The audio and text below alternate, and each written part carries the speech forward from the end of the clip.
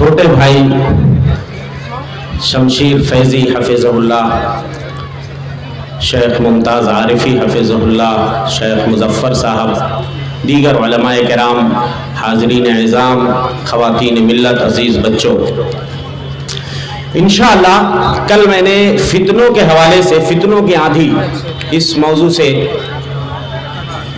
کے حوالے سے کچھ باتیں آپ کے سامنے رکھی تھیں، اور میں نے پہلے ہی موضوع بتا دیا تھا کہ دوسری شب میں انشاءاللہ نمازوں کے حوالے سے،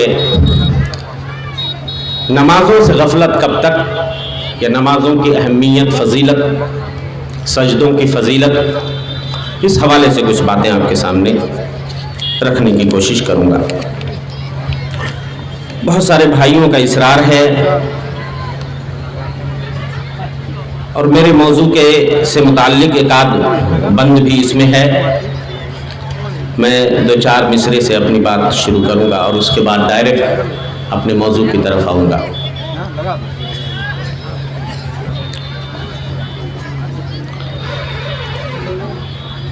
نبی کے دین سے دوری تجھے برباد نہ کر دے، نبی کے دین سے دوری تجھے برباد نہ کر دے، دلوں کی خواہشیں تیری تجھے برباد نہ کر دے، خدا کو بھول کر انسان، خدا کو بھول کر انسان تو در در بھٹکتا ہے، خدا کو بھول کر انسان تو در در بھٹکتا ہے، کہیں یہ تیری غداری تجھے برباد نہ کر دے، نبی کے دین سے دوری تجھے برباد نہ کر دے۔ جو مصرع میں آپ کو سنانا چاہتا ہوں، نمازیں تو نہیں پڑھتا بہت معذور بنتا ہے، نمازیں تو نہیں پڑھتا بہت معذور بنتا ہے، بہانہ اور معذوری تجھے برباد نہ کر دے، بہانہ اور معذوری تجھے برباد نہ کر دے، نبی کے دین سے دوری تجھے برباد نہ کر دے، ہر فرصت تجھ کو دنیا کی نہیں ہے، دین کی فرصت، ہر فرصت تجھ کو دنیا کی نہیں ہے، دین کی فرصت، یہ چالیں اور مکاری تجھے برباد نہ کر دے، نبی کے دین سے دوری تجھے برباد نہ کر دے۔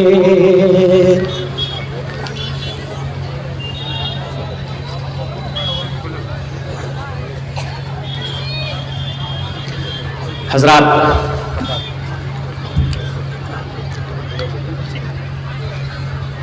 خوش نصیب ہے وہ انسان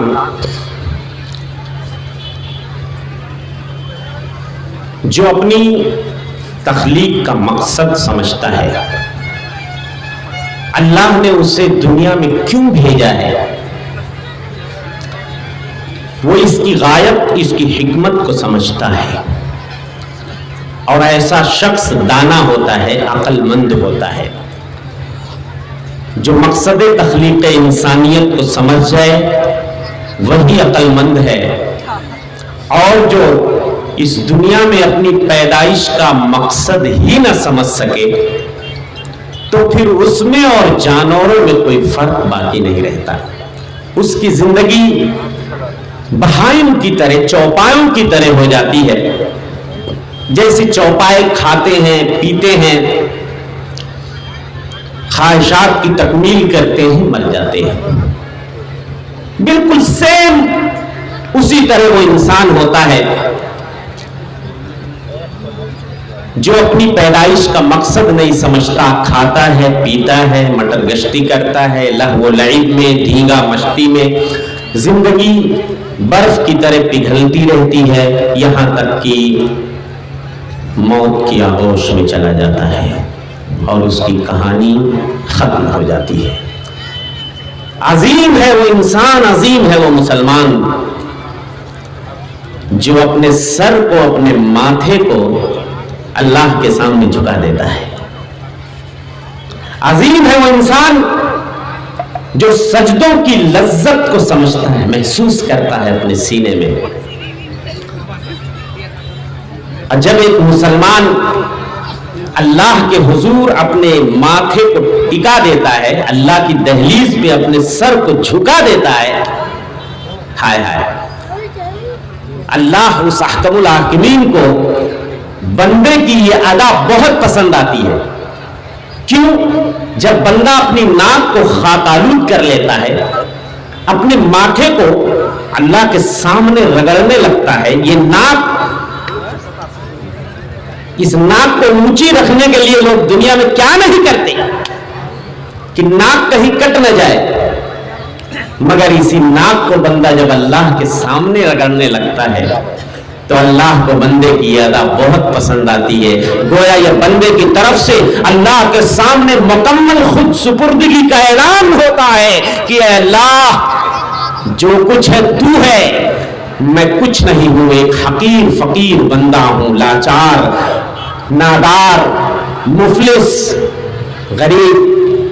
اور اللہ تو داتا، تو غنی، تو دستگیر، میں محتاج اور فقیر.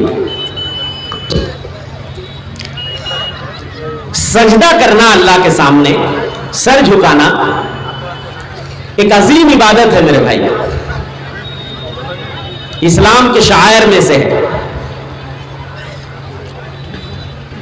سجدوں سے دلوں کو جو سکون ملتا ہے، دلوں کو جو لذت محسوس ہوتی ہے، اس لذت کو وہی محسوس کر سکتے ہیں، سمجھ سکتے ہیں جو اللہ کے سامنے اپنے سروں کو جھکانے کے عادی ہوتے ہیں.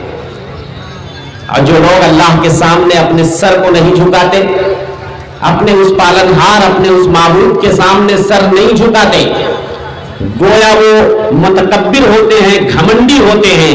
اور جو سر کو جھکانے والے ہیں وہ عاجزی والے ہوتے ہیں، فروتنی والے ہوتے ہیں، انکساری والے ہوتے ہیں، تذلل والے ہوتے ہیں، خاکساری والے ہوتے ہیں. سجدہ کرنے والے انسان مسلمان خاکسار ہوتے ہیں، اور جو سجدہ نہیں کرتے وہ گویا 56 انچ کا سینہ کھلا کے یہ درشانے کی، یہ دکھانے کی کوشش کرتے ہیں کہ ہمیں کسی کے سامنے جھکنے کی ضرورت نہیں ہے. اور جب بندہ اس سٹیج پہ پہنچ جائے کہ وہ اللہ کے سامنے اکڑ دکھائے تو تکبر اور اکڑ دکھانے والوں کا انجام بھی سن لو. نبی کی زبان سے کائنات کے امام مدنی سردار اپنے اللہ سے روایت کرتے ہیں، حدیث قدسی ہے. اللہ جل شانہ ارشاد فرماتے ہیں، الکبر ازاری والکبریاء ردائی من نازانی فی واحد منہما عذبتہ وفی روایت ادخلتہ فی النار. تکبر میری چادر ہے، کبر و غرور میرا ازار ہے. ان دونوں میں سے جو بھی ان میں سے کسی ایک چیز کو مجھ سے چھیننے کی کوشش کرے گا میں اسے جہنم میں ضرور ڈالوں گا. عقل دکھانے والوں کا انجام بہت برا ہوگا دوستو. دنیا میں جو چھاتی پھلاتے ہیں، 56 انچ کا سینہ دکھاتے ہیں، ہائے ہائے قیامت کے دن ایسے متکبروں اور گھمنڈیوں کا کیا انجام ہونے والا ہے. حدیث پاک پڑھتا ہوں, اللہ کے رسول فرماتے ہیں یحشر المتکبرون یوم القیامت کامثال الذر فی صور الرجال یغشاہم الذل من کل مکان ویساقون الی سجن فی جہنم یقال له بولس وَيُسْقَوْنَ مِن طِينَةِ الْخَبَالِ. فرمایا اللہ کے رسول صلی اللہ علیہ وسلم نے تکبر کرنے والے, گھمنڈ کرنے والے قیامت کے دن چونٹیوں کی طرح حقیر اور ذلیل ہو کر کے اٹھائے جائیں گے. لوگ انہیں اپنے پیروں سے روتے ہوئے چلے جائیں گے. دنیا میں جو انسان اپنی ناکوں پہ مکھی, اپنی ناک پہ مکھی نہیں بیٹھنے دیتا تھا, کسی کو منہ نہیں لگاتا تھا, بلکہ اپنے معبود اور پالنہار کے سامنے سر جھکانا بھی گوارا نہیں کرتا تھا, ایسے شخص کو اللہ جل شانہ چونٹی کی طرح بنا دیں گے. شکل انسان کی ہوگی, لوگ اسے پیروں سے روتے ہوئے آگے بڑھ جائیں گے, کوئی اس کی پرواہ نہیں کرے گا. اور انہیں جہنم میں ایک وادی ہے جس کا نام بولس ہے, اس وادی میں ان کو پکڑ کے قیدی بنا دیا جائے گا, جہنم کے قیدی ہو جائیں گے. جہنمیوں کا خون پیپ اور پسینہ بہ کر کے جہاں آ رہا ہوگا وہیں سے ان کو پانی پلایا جائے گا. وہ بدبودار پانی وہی پیپ اور خون پسینہ پیئیں گے. اللہ اکبر. تو میرے بھائیوں, اپنے اللہ, اپنے اس پالنہار, اپنے اس معبود کے سامنے کبھی بھی اکڑنے کی کوشش مت کریے, کبھی بھی سینہ پھلانے کی کوشش مت کریے. اپنے اللہ کے سامنے عاجزی اور فروتنی کے ساتھ اپنے گردن کو, اپنے ماتھے کو, اپنے سر کو ہمیشہ جھکاتے رہیے. اور جو دنیا میں اللہ کے سامنے سجدہ ریز ہوتے ہیں اللہ کے بندے, قیامت کا جب منظر ہوگا, اللہ جل شانہ محشر کے میدان پہ آئیں گے, عدل کی کرسی پہ جلوہ افروز ہوں گے, فرشتوں کی پوری جماعت, پوری ٹیم لے کے آئیں گے.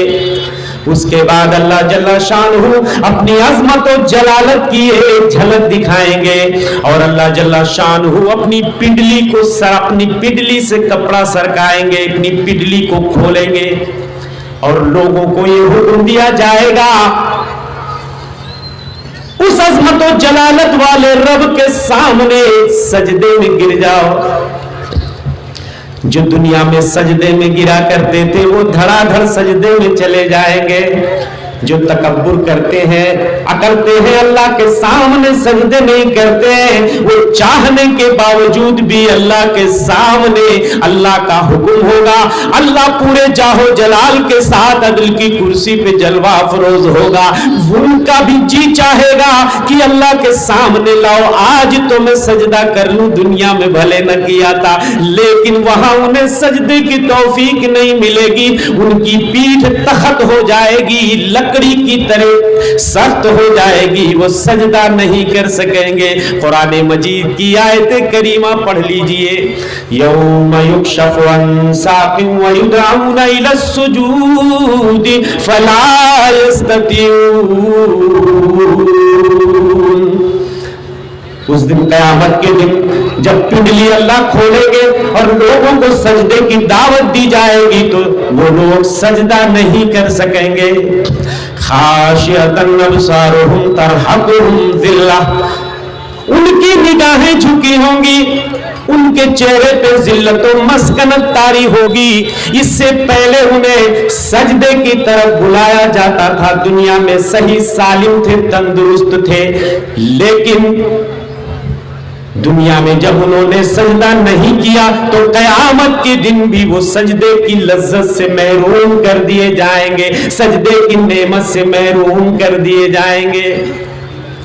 فیصلہ آپ کیجئے, جو لوگ اللہ کے سامنے سجدہ نہیں کرتے, اپنے سر کو جھکاتے نہیں ہیں, کیا آپ یہ پسند کرو گے کہ قیامت کے دن جب اللہ آپ کو سجدے کی دعوت دیں گے, حکم دیں گے, تو آپ سجدے سے اپنے آپ کو محروم رکھنا چاہتے ہو یا سجدے کی نعمت آپ حاصل کرنا چاہتے ہو؟ مجھے آپ بتائیے، ہر مسلمان کی یہ تمنا ہوگی کہ قیامت میں وہ سجدے کی نعمت اور دولت سے محروم نہ ہو، تو اس کے لیے کیا کرنا ہوگا؟ دنیا میں ہمیں کثرت سے سجدہ کرنا ہوگا۔ میرے بھائیو، ایک سجدے کی قیمت آپ کیا جانیں؟ ایک سجدہ شاید آپ کی نجات اور بخشش کا ضامن ہو جائے۔ وہ ایک سجدہ جسے تو گراں سمجھتا ہے، وہ ایک سجدہ جسے تو گراں سمجھتا ہے، ہزار سجدے سے دیتا ہے آدمی کو نجات۔ میرے بھائیوں، ابلیس کو بھی اللہ نے سجدے کا حکم دیا تھا، مگر ابلیس نے اعراض کیا۔ اللہ نے جب حضرت آدم کا پتلا تیار کیا، اس کے اندر روح پھونکی، تمام فرشتوں کو حکم دیا کہ وہ سجدے میں گر جائے، اور ابلیس کو بھی ساتھ میں یہ حکم ہوا تھا کہ وہ سجدے میں گر جائے، مگر ابلیس نے تکبر کیا، عقل دکھائی۔ قرآن پڑھیے، سورہ اعراف پڑھیے، قال ما منعك الا تسجد اذ امرتك۔ اللہ کہیں گے، او ابلیس، جب میں نے تجھے سجدے کا حکم دیا، کون سی چیز تجھے سجدہ کرنے سے روک رہی تھی؟ ابلیس کہے گا، اس کی دلیل ذرا سنیے، ابلیس کی بدماشی دیکھیے، کہے گا قال انا خیر من خلقتنی من نار وخلقته من طین۔ ابلیس کہے گا، اے اللہ، میں آدم کو سجدہ کیسے کر سکتا ہوں؟ آدم کو تو نے تو مٹی سے بنایا ہے اور مجھے تو نے آگ سے بنایا ہے، آگ تو مٹی کو بھی کھا جاتی ہے۔ یہ اس کی دلیل ہے۔ سرکشی بدماشی دیکھ لیجئے، زیادہ عقلی گھوڑا دوڑایا، گمراہ ہو گیا، راندے درگاہ ہو گیا۔ اللہ جل شانہ کو غصہ آیا، اللہ نے کہا قال فاہبط منہا، چل یہاں سے رفو چکر ہو جا، نکل بھاگ میری جنت سے۔ فما يكون لك أن تتكبر فيها فاخرج إنك من الصاغرين۔ وہ ابلیس، میں تجھے جنت میں اترانے اور تکبر کرنے کی اجازت نہیں دے سکتا۔ یہ جنت میری ہے، جنت کا مالک میں ہوں، ساری چیزوں کا مالک میں ہوں، تجھ کو بھی میں نے ہی بنایا ہے۔ میرے سامنے تو عقل دکھانے آیا ہے، میرے حکم کو ماننے سے تو انکار کر رہا ہے، اور الٹی سیدھی دلیلیں بھی دے کر مجھے سمجھانے کی کوشش کر رہا ہے۔ چل یہاں سے نکل جا، تو ذلیلوں میں سے ہے، تو رسوا لوگوں میں سے ہے۔ لیکن ابلیس نے نکلتے نکلتے اللہ سے مہلت مانگی، قال انظرنی الی یوم یبعثون۔ ابلیس نے کہا، اے اللہ، مجھے قیامت کے دن تک مہلت دے دے۔ اللہ نے فرمایا قال انک من المنظرین۔ اللہ نے کہا جا، تجھے مہلت دی گئی۔ ایک بدماشی اور دیکھیے، کہتا قال فبما اغویتنی لاقعدن لهم صراطک المستقیم۔ ابلیس نے کہا، اے اللہ، بسبب اس کے کہ تو نے مجھے گمراہ کر دیا ہے، میں تیری سیدھی راہوں پہ بیٹھوں گا۔ ثم لآتینہم من بین ایدیہم ومن خلفہم وعن ایمانہم وعن شمائلہم ولا تجد اکثرہم شاکرین۔ اے اللہ، میں آگے سے آؤں گا، پیچھے سے آؤں گا، دائیں سے آؤں گا، بائیں سے آؤں گا، اے اللہ تو اکثر بندوں کو شکر گزار نہیں پائے گا۔ اللہ نے پھر سے اسے پھٹکار لگائی اور کہا قال اخرج منها مذءوما مدحورا۔ او ابلیس، تو ذلیل و رسوا ہو کر میری جنت سے نکل جا۔ جس نے بھی تیری پیروی کی، میں تجھے انہی لوگوں کے ساتھ اٹھا کر جہنم میں پھینک دوں گا، کچھ بھی پرواہ نہیں کروں گا۔ گیا ابلیس مارا ایک سجدے کے نہ کرنے سے، گیا ابلیس مارا ایک سجدے کے نہ کرنے سے، ہزاروں سال گر سجدے میں سر مارا تو کیا مارا، اور کسی بے کس کو اے بیدان گر مارا تو کیا مارا، جو خود ہی مر رہا ہو اس کو گر مارا تو کیا مارا، اور بڑے موذی کو مارا، نفس امارہ کو گر مارا۔ بڑے موسی کو مارا، نفس امارہ کو گر مارا، نہنگ و اژدہا وہ شیر نر مارا تو کیا مارا، گیا ابلیس مارا ایک سجدے کے نہ کرنے سے، ہزاروں سال گر سجدے میں سر مارا تو کیا مارا۔ میرے بھائیوں، ابلیس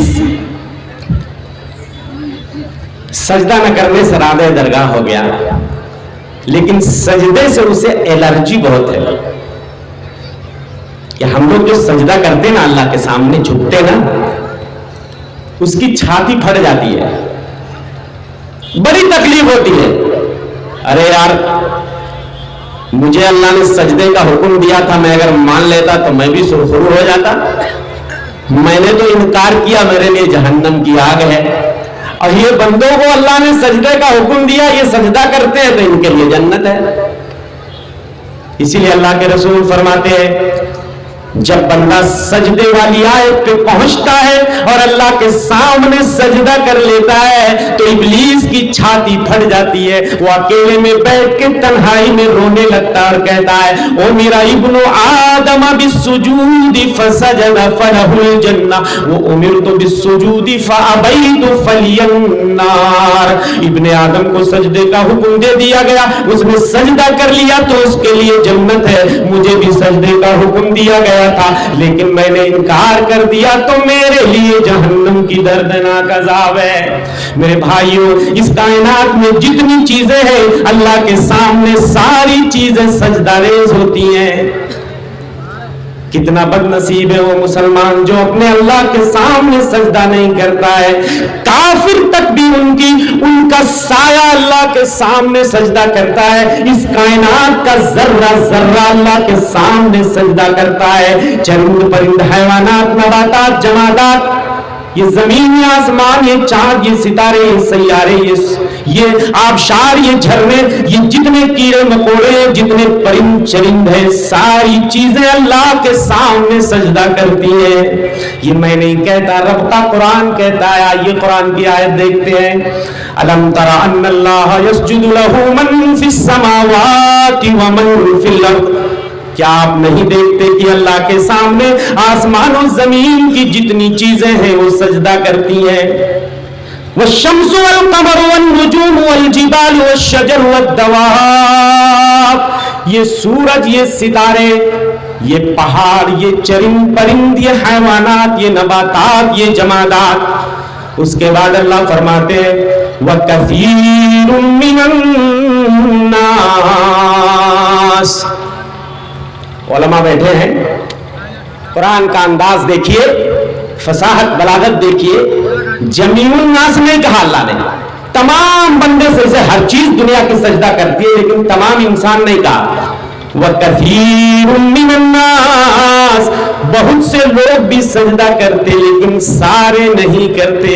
وَكَثِيرٌ حَقَّ عَلَيْهِ الْعَذَابُ، اور بہت سارے لوگ جو سجدہ نہیں کرتے، سجدے سے انکار کرتے ہیں، ان کے اوپر اللہ کا عذاب واجب ہو جاتا ہے۔ وَمَن يُهِنِ اللَّهُ فَمَا لَهُ مِن مُّكْرِمٍ، اور اللہ جسے ذلیل کر دے اسے کوئی بھی عزت نہیں دے سکتا۔ جو سجدہ کرتا ہے دنیا میں بھی عزت پاتا ہے، آخرت میں بھی عزت پاتا ہے۔ جو سجدہ نہیں کرتا اسے اللہ دنیا میں بھی ذلیل کر دیتا، آخرت میں بھی ذلیل کر دیتا۔ اس لیے میرے بھائیوں، اللہ کے حضور کثرت سے سجدہ کرو، نمازوں کا اہتمام کرو۔ جب سجدہ بولا جاتا ہے تو نمازی سمجھ لیجئے آپ، بھئی سجدہ کا مطلب نماز ہی میں سب سے زیادہ ہم سجدہ کرتے ہیں۔ تو اللہ کے حضور میرے بھائیوں کثرت سے سجدہ کرو، مطلب یہ ہے کہ کثرت سے نمازوں کا اہتمام کرو۔ حضرت ثوبان مولا رسول اللہ سے اللہ کے رسول نے فرمایا علیک بکثرت السجود، او ثوبان کثرت سے سجدہ کیا کرو، کثرت سے نمازیں پڑھا کرو۔ فَإِنَّكَ لَا تَسْجُدْ لِلَّهِ السَّجْدَةَ إِلَّا رَفَعَكَ اللَّهُ بِهَا دَرَجَةً وَحَطَّ عَنْكَ بِهَا خَطِيئَةً، تم ایک سجدہ اگر کرو گے تو اللہ اس کے بدلے تمہارا ایک درجہ بلند کرے گا اور ایک گناہ تمہارے نامے اعمال سے مٹا دے گا۔ ہائے ہائے، لیکن سجدوں کی نعمت، نمازوں کی اہمیت وہی لوگ سمجھتے ہیں جو سچے پکے مسلمان ہوتے ہیں میرے بھائی۔ اسی لیے میں جو بڑی مشہور نظم آپ نے سنی ہوگی کہ وہ سجدوں کے شوقین غازی کہاں ہے، زمین پوچھتی ہے نمازی کہاں ہے، وہ دھوپوں میں تپتی زمینوں پہ سجدے، سفر میں وہ گھوڑوں کی زینوں پہ سجدے، چٹانوں کی اونچی جبینوں پہ سجدے، وہ صحرا بیاباں کے سینوں پہ سجدے، علالت میں سجدے، مصیبت میں سجدے، وفا کو بحاجت میں غربت میں سجدے، وہ جنگ و جدل میں حراست میں سجدے، لگا تیر زخموں کی حالت میں سجدے، وہ سجدوں کے شوقین غازی کہاں ہے، زمین پوچھتی ہے نمازی کہاں ہے۔ یہ زمین سوال کر رہی ہے، جس دھرتی پہ آپ چلتے پھرتے ہیں، گھر بناتے ہیں، موج مستی کرتے ہیں، بھیا وہ نمازی کہاں ہے جو حالت جنگ میں بھی نماز مس نہیں کرتے تھے؟ ہائے ہائے، خوف کی حالت میں بھی نماز معاف ہے کیا؟ لڑائی کا میدان ہے، دشمن سامنے ہے، رسیا اور یوکرین میں جنگ ہو رہی ہے، تو کیا وہاں کے لوگوں کے لیے نماز معاف؟ مجھے بتائیے۔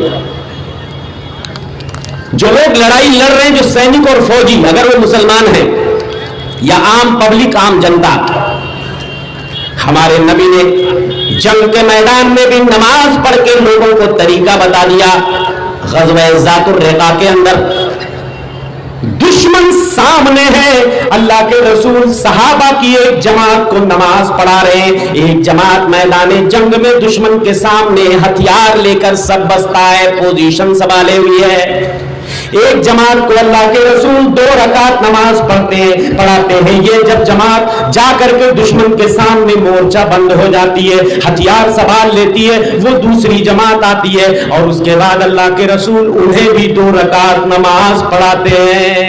اسی لیے میرے بھائی، وہ جنگ و جدل میں حراست میں سجدے، لگا تیر زخموں کی حالت میں سجدے۔ اور جب یہ بات آئی کہ زخموں کی حالت میں سجدہ کیا ہوتا ہے، تیر لگ چکا ہے اور نماز پڑھ رہے ہیں، یہ کوئی کہانی نہیں ہے، کوئی افسانہ نہیں ہے، میں واقعہ سناتا ہوں۔ غزوہ ذات الرقاع سے لوٹتے ہوئے ایک جگہ لشکر نے پڑاؤ ڈالا ہوا ہے، سستانے اور آرام کرنے کے لیے رات کے وقت اللہ کے رسول اپنے صحابہ سے کہتے ہیں آج رات ہماری نگرانی کون کرے گا؟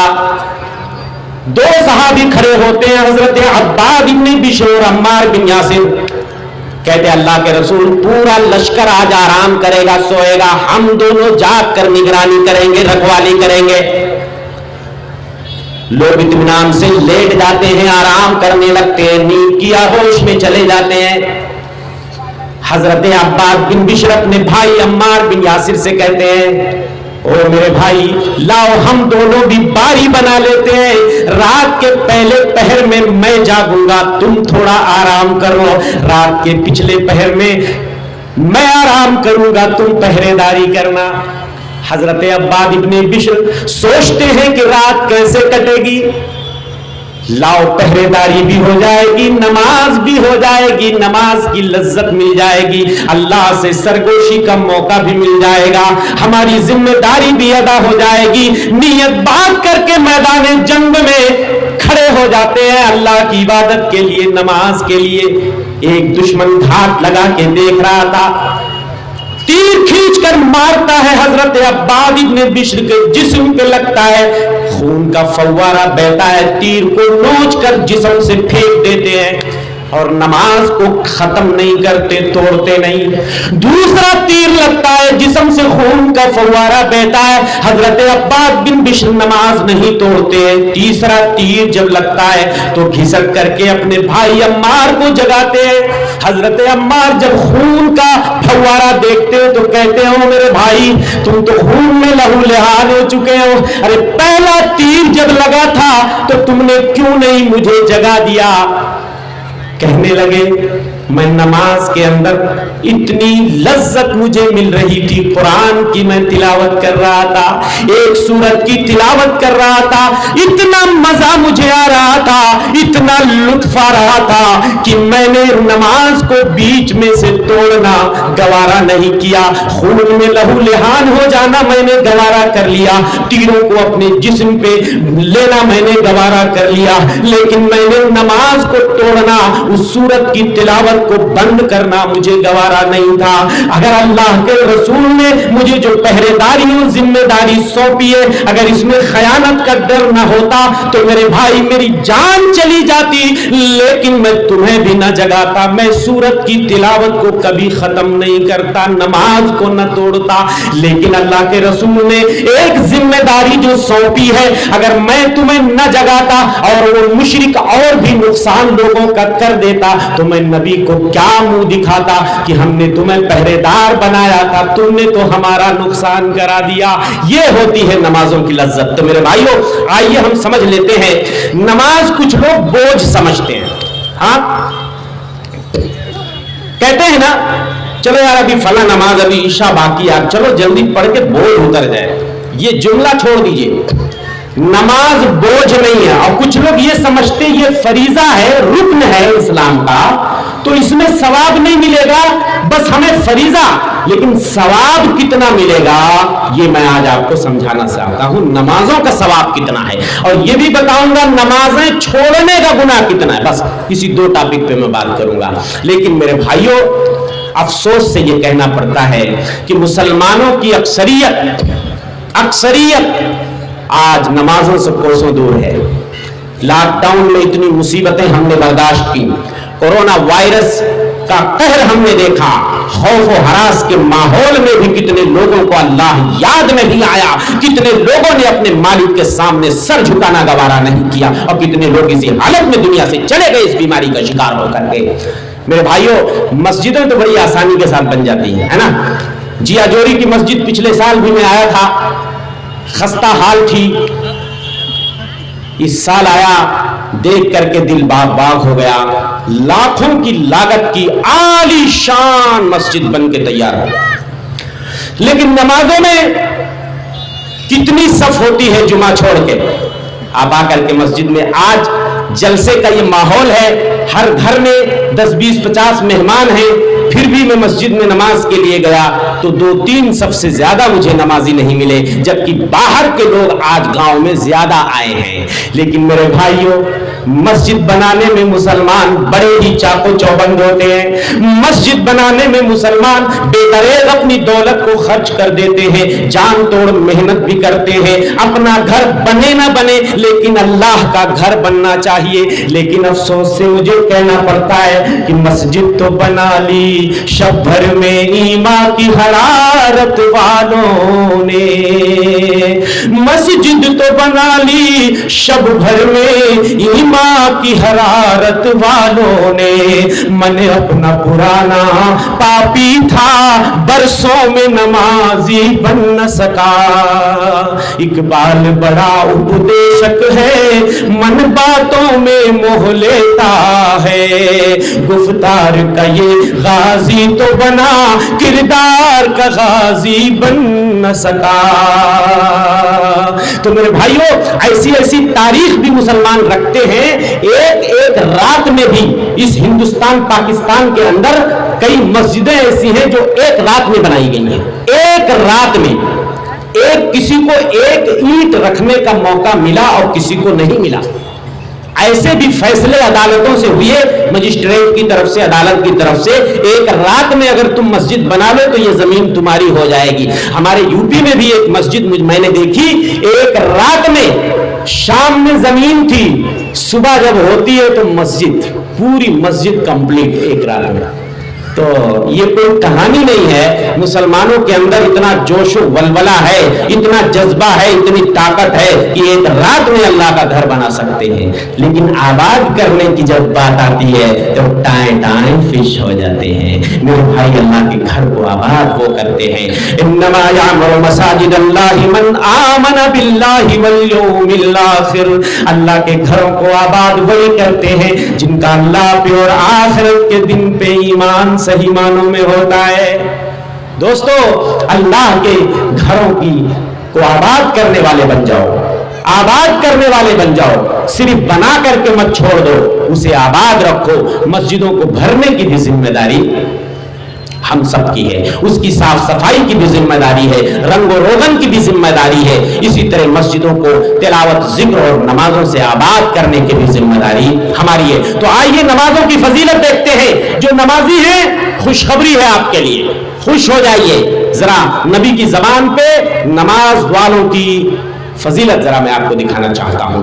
ایک روایت پڑھتا ہوں. اللہ کے رسول فرماتے ہیں، بشر المشائین فی الظلمات الی المساجد بالنور التام یوم القیامہ.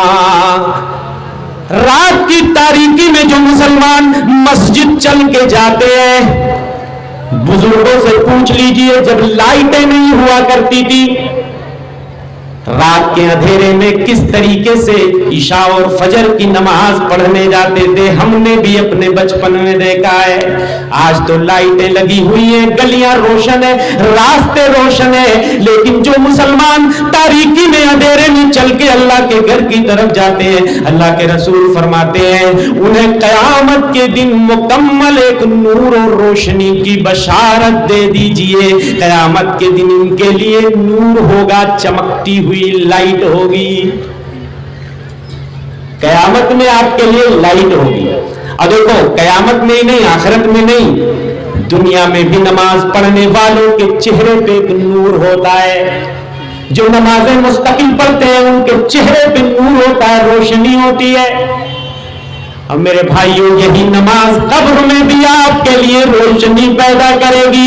قبر کی ظلمت میں، قبر کی تاریکی میں، قبر کی وحشت میں یہ نماز آپ کے لیے روشنی کا سبب بن جائے گی. اور آخرت میں جب پل صراط پار کرنا پڑے گا، بال سے باریک، تلوار سے تیز، جس پہ مومنوں کو گزرنے کے لیے کہا جائے گا، ہر آدمی کو اللہ نور عطا کرے گا، ہر مومن کو نور ملے گا، عمل کے مطابق نور ملے گا. کسی کا ایمان دنیا میں پہاڑ کے برابر ہے تو اس کو پہاڑ کی طرح نور ملے گا، اور وہ پل صراط پہ پلک جھپکتے ہی پل صراط پار کر جائے گا. اور کسی کو کھجور کے جھاڑ کے مثل نور ملے گا، وہ تیز رفتار اونٹ یا گھوڑے کی طرح پل صراط پار کر جائے گا. لیکن جن مومنوں کے سینے میں ایمان کا چراغ جلتا بجھتا ہے، جن کا ایمان کمزور ہوتا ہے، ان کو ہلکی روشنی ملے گی. پیر کے انگوٹھے میں ایک بلب جلے گا، ہلکا سا، کبھی جلے گا تو چلے گا، بجھے گا تو رکے گا. جو کمزور ایمان والے ہوں گے، پل صراط پہ ان کو ٹمٹماتا ہوا چراغ جیسے ہوتا ہے، یا ٹمٹماتا ہوا بلب، تو روشنی جب ہوگی تو چلے گا، اور روشنی بجھے گی تو رک جائے گا. اور پل صراط کے دونوں طرف کانٹے لگے ہوئے ہوں گے، اور وہ کانٹے ایسے جھپٹا ماریں گے، پکڑنے کی کوشش کریں گے، پکڑ کے جہنم میں پھینکنے کی کوشش. چونکہ وہ پل صراط جو ہے وہ جہنم کی پیٹھ پہ ہے. یہ پل صراط ہے اور اس کے نیچے جہنم ہے. جو گزر گیا وہ جنت کا دروازہ دکھ رہا ہے، جائیے اہلاً و سہلاً، فرشتے کہیں گے آ جاؤ. اور جو گر گیا وہ جہنم میں جائے گا. تو روشنی جلے گی، بجھے گی، لیکن جو مومن ہوں گے گھسٹتے ہوئے کسی طریقے سے پل صراط پار کر جائیں گے، اور جو لوگ جہنم میں گر جائیں گے.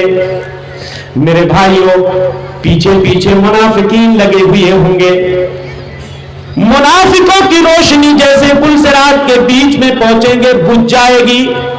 اس لیے کہ دنیا میں یہ مسلمانوں کو دھوکہ دیا کرتے تھے، زبان سے اسلام کا اظہار کرتے تھے، سینے میں کفر چھپا کے بیٹھے رہتے تھے. غداری کرتے تھے، اس لیے قیامت میں ان کے ساتھ بھی وہاں دھوکہ ہو جائے گا۔ یہ دنیا میں مسلمانوں کو دھوکہ دیتے تھے، اندھیرے میں رکھتے تھے، اس لیے پل صراط پہ ان کے لیے اندھیرا ہو جائے گا۔ مومن تو گزر جائیں گے، لیکن منافق عہدے اسی جہنم میں گر جائیں گے۔ قرآن کہتا ہے یوم یقول المنافقون والمنافقات للذین آمنوا انظرونا نقتبس من نورکم، جس دن منافق مرد اور منافق عورتیں کہیں گی مومنوں سے ارے تھوڑا رک جاؤ، ہمیں بھی اپنے نور کے سائے میں لے کے پل صراط پار کر دو۔ قیل ارجعوا وراءکم، کہا جائے گا تم پیچھے لوٹ جاؤ، فالتمسوا نورا، وہیں کہیں اپنی روشنی تلاش کرو، ہمارے پاس تمہارے لیے روشنی کا کوئی انتظام نہیں ہے۔ منافق جہنم میں گر جائیں گے، اور جو مومن ہوں گے اللہ اکبر یوم تری المؤمنین والمؤمنات نورہم یسعی بین ایدیہم وبایمانہم، اس دن آپ مومن مرد و مومنہ عورتوں کو دیکھیں گے، ان کے سامنے اور دائیں نور چلتا ہوا ہوگا، روشنی چل رہی ہوگی، مومن اجالے میں ہوں گے۔ تو میرے بھائیوں، اگر آپ چاہتے ہو کہ قیامت میں آپ کے لیے نور ہو جائے، روشنی ہو جائے، اجالا کا انتظام ہو جائے، تو آپ کو نمازیں پڑھنی پڑیں گی۔ قبر کی وحشت اور ظلمت میں اگر آپ چاہتے ہو کہ آپ کے لیے انتظام ہو جائے روشنی کا، تو آپ کو نمازیں پڑھنی پڑیں گی۔ دنیا میں اگر چاہتے ہو چہرہ جگمگانے لگے تو نماز پڑھنی پڑے گی۔ ایک اور حدیث میں آپ کو سناتا ہوں نمازوں کے حوالے سے، ذرا جو لوگ بوجھ سمجھتے ہیں نماز، یہ ابھی میں ان لوگوں کی بات کر رہا ہوں جو نماز پڑھتے ہیں لیکن بوجھ سمجھتے ہیں، ابھی بے نمازیوں کی طرف میں آ رہا ہوں۔ ہاں ابھی میں آ رہا ہوں، ابھی تو ان کی طرف میں آیا ہی نہیں جو پڑھتے ہی نہیں ہیں۔ تو جو لوگ نمازوں کو بوجھ سمجھتے ہیں یا ڈھنگ سے نمازیں پڑھتے نہیں ہیں، میرے بھائی نماز کی اہمیت اور فضیلت ذرا دیکھ لیجیے۔ اللہ کے رسول فرماتے ہیں کہ جو شخص مسجد جاتا آتا ہے، اللہ تعالیٰ قیامت میں اس کے لیے جنت میں مہمان نوازی کا انتظام کرتا ہے۔ کہاں کرتا ہے؟ من غدا الى المسجد وراح اعد اللہ نزلہ من الجنت کلما غدا او راح، جب مسلمان مسجد آتا جاتا ہے تو اللہ اس کے لیے جنت میں مہمان نوازی کا انتظام کر دیتے ہیں۔ جنت میں محل چاہیے، اللہ کے ہاتھوں اگر چاہتے ہو کہ مہمان نوازی ہو تو میرے بھائیوں دنیا میں آپ کو مسجدوں کا چکر لگانا پڑے گا، لیکن افسوس سے کہنا پڑ رہا ہے کہ جنت کے کتنے خریدار ہیں۔ اس دور میں جنت کے خریدار کہاں ہیں؟ اس دور میں جنت کے خریدار کہاں ہیں؟ غفلت میں پڑے ہیں سبھی، بیدار کہاں ہیں؟ بیدار کہاں ہیں؟ وہ دیکھو بلاتی ہے ہمیں حور بہشتی، وہ دیکھو بلاتی ہے ہمیں حور بہشتی، ہم حور کے دل ماں کے طلبگار کہاں ہیں؟ طلبگار کہاں ہیں؟ اس دور میں جنت کے خریدار کہاں ہیں؟ غفلت میں پڑے ہیں سبھی، بیدار کہاں ہیں؟ تو میرے بھائیو اللہ کے حضور خشوع خضوع سے سجدہ کیجئے۔ آج ہم نمازوں کی طرف آتے ہیں، ہمارا دل دنیا میں لگا رہتا ہے، دنیا کا حساب کرنے ہم نمازوں میں بیٹھ جاتے ہیں، ہمارا دل نمازوں میں نہیں لگتا۔ میرے بھائیوں کامیابی صرف ان مومنوں کو ملے گی جو خشوع خضوع اور اطمینان کے ساتھ نماز پڑھتے ہیں۔ اللہ فرماتا ہے قد افلح المؤمنون الذین هم فی صلاتهم خاشعون، وہ مومن کامیاب ہو گئے جو اپنی نمازوں میں خشوع خضوع اختیار کرتے ہیں، اطمینان اور سکون کے ساتھ نماز پڑھتے ہیں۔ بہت سے مسلمانوں کو دیکھا ہوگا کوے کی طرح ٹھونگے مارتے ہیں۔ ایک بار اللہ کے رسول مسجد میں تشریف فرمائے، ایک آدمی آتا ہے جلدی جلدی نماز پڑھتا ہے، نہ رکوع ڈھنگ سے نہ سجدہ ڈھنگ سے۔ اللہ کے رسول فرماتے ہیں لو مات علی ھذا لمات علی غیر ملت محمد، اگر یہ اسی حالت میں مر گیا، ایسی ہی نماز پڑھتے ہوئے اگر مر گیا تو غیر ملت محمد پہ مرے گا، محمد کے دھرم پہ نہیں مرے گا۔ آپ نے فرمایا یہ آدمی ایسی نماز پڑھ رہا تھا جس طرح کوا خون پہ اپنی چونچیں مارتا ہے، کوے کی طرح ٹھونگے مار رہا تھا، رکوع سجدہ ڈھنگ سے نہیں کر رہا تھا، اور رکوع سجدہ جو ڈھنگ سے نہیں کرتا ہے نماز میں ٹھونگے مارتا ہے کوے کی طرح، اس کی مثال اس بھوکے کی طرح ہے، اس بھوکے کی طرح جو ایک دو کھجور کھاتا ہے مگر اس کی بھوک نہیں مٹتی۔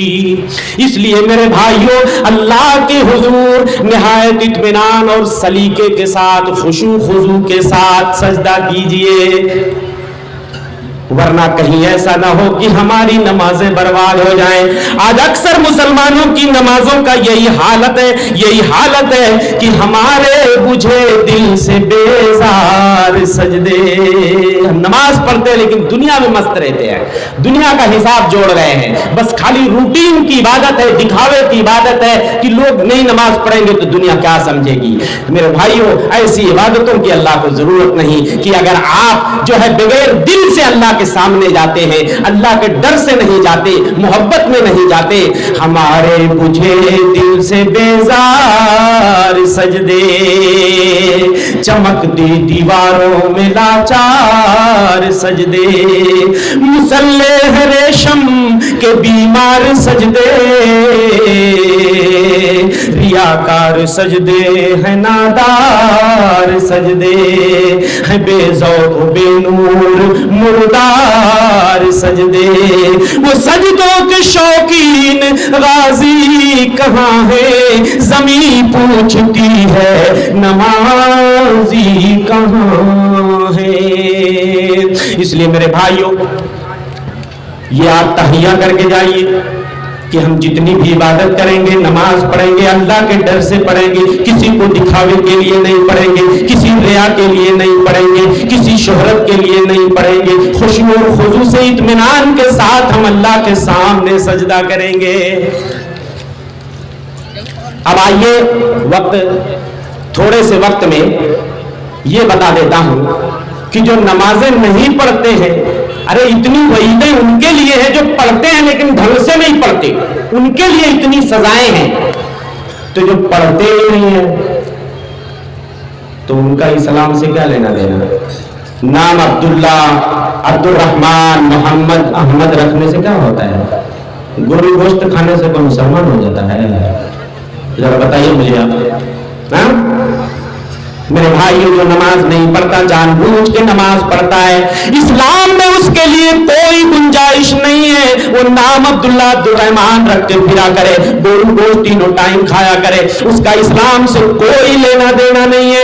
اس لیے کہ اللہ کے رسول فرماتے ہیں من ترک الصلاۃ متعمدا فقد کفر، جو جان بوجھ کے نماز چھوڑتا ہے وہ کفر کرتا ہے۔ دوسری حدیث میں اللہ کے رسول فرماتے ہیں بین الرجل وبین الکفر والشرک کی ترک الصلاۃ، آدمی اور کفر اور شرک کے درمیان اگر کوئی چیز حائل ہے تو وہ نماز ہے۔ یہ آدمی ہے اور یہ شرک اور کفر ہے، یہ آدمی ہے، یہ کفر اور شرک ہے، بیچ میں کوئی چیز اگر حائل ہے تو نماز ہے۔ جب نماز نہیں پڑھتا آدمی تو کفر اور شرک کی باؤنڈری میں گھس جاتا ہے، کفر اور شرک کی باؤنڈری میں گھس جاتا ہے۔ اور اسی لیے سلف صالحین کا قول ہے کہ کسی بھی عمل کو چھوڑنا نبی کے صحابہ کفر نہیں سمجھتے تھے سوائے نماز کے۔ تو نماز جو نہیں پڑھتے ہمارے ہاں، جیسے کل میں نے آپ کو بتایا تھا، بیڑی سگریٹ یا تمباکو علماء نے اس کو مکروہ کا فتویٰ دے کر کے ہلکا کر دیا، ایسے ہمارے یہاں علماء نے نماز چھوڑنے کو مکروہ بتا کر، کوئی اگر نماز نہیں پڑھتا تو کافر ہوگا کہ نہیں ہوگا مولوی صاحب؟ نہیں، مطلب اختلاف ہے، صحیح بات یہ ہے اگر یہ فتویٰ دیا گیا ہوتا کہ جان بوجھ کے اگر کوئی نمازیں برابر چھوڑتا ہے تو وہ کافر ہو جاتا ہے, اسلام کے دائرے سے خارج ہو جاتا ہے, تو میرے بھائیوں آج مسلمانوں کے اندر اتنی جرأت نہیں ہوتی کہ وہ اس طرح نمازی بے نمازی بن کے گھومیں. ہر گھر میں دعویٰ کرتا ہوں, چاہے میرا گھر ہو, آپ کا گھر ہو, آپ کا گھر ہو, آپ کا گھر ہو, ایک دو بے نمازی ہر گھر میں ملیں گے کہ نہیں مجھے بتائیے. کسی کا بیٹا نماز نہیں پڑھتا, کسی کی بیوی نہیں پڑھتی, کسی کا باپ نہیں پڑھتا, کسی کا دادا نہیں پڑھتا, کسی کی دادی نہیں پڑھتی, کسی کی نانی نہیں پڑھتی. ہر گھر میں ایک دو بے نمازی آپ کو ملیں گے. یہ اسی نرم فتوے کا نتیجہ ہے. سعودی عرب وغیرہ کے علماء کا ایک فتویٰ ہے کہ جو جان بوجھ کے نمازیں ترک کرتا ہے وہ اسلام سے خارج ہو جاتا ہے. اسلام میں اس کے لیے کوئی گنجائش نہیں ہے. اس لیے میرے بھائیوں میں اپنی بات ختم کرتا ہوں. یہ تہیہ کر کے یہاں سے اٹھیے انشاءاللہ کہ یہ جو جیا جوڑی کی مسجد بنی ہے, ایسے ہی آس پاس کے گاؤں میں گھوما ہوں, دیکھا ہوں, چاہے وہ آپ کا للمٹیا ہو, چاہے نیما ہو, قدمہ ہو, اور بسڈیہا ہو, اور نہ جانے کتنے گاؤں, مسجدوں کی کمی نہیں ہے. ایک ایک گاؤں میں 4 4 6 6 10 مسجدیں بھی بڑے بڑے گاؤں میں ہیں. لیکن افسوس سے کہنا پڑتا ہے کہ جس مسجد میں جاؤ اکثر مسجدیں میرے بھائیوں خالی نظر آتی ہیں. اس لیے مسجدوں کو بھرنے کا اہتمام کرو. صرف جلسہ گاہوں کو بھرنے سے کام نہیں چلے گا. یہ تہیہ کر کے اٹھیے کہ انشاءاللہ ہم مسجدوں کو آباد کریں گے. اس لیے میں آخری میسج اور پیغام جو دینا آپ کو چاہتا ہوں وہ یہی ہے. اس نظم کے حوالے سے جو میں میسج دینا چاہتا ہوں, بس اپنی بات یہیں پہ ختم کروں گا کہ چلو آؤ کرتے ہیں توبہ کے سجدے. یہ عہد کیجئے, ایگریمنٹ. چلو آؤ کرتے ہیں توبہ کے سجدے, بہت تشنگی سے توجہ کے سجدے, مسیحا کے آگے مداوا کے سجدے, ندامت سے سرخم شکستہ سے سجدے, وفا والے سجدے. کون سے سجدے؟ وفا والے سجدے, رضا والے سجدے, عمل کی طرف رہنما والے سجدے. چلو آؤ کرتے ہیں توبہ کے سجدے, بڑی تشنگی سے توجہ کے سجدے, وفا والے سجدے, رضا والے سجدے, عمل کی طرف رہنما والے سجدے. وہ سجدوں کے شوقین غازی کہاں ہے, زمین پوچھتی ہے نمازی کہاں ہے. انہی باتوں پہ اپنی بات ختم کرتا ہوں. اللہ سے دعا کرتا ہوں کہ مولا ہم سب کو نمازوں کا اہتمام کرنے کی توفیق بخشے. آمین. توفیق اللہ صلی اللہ علیہ وسلم محمد.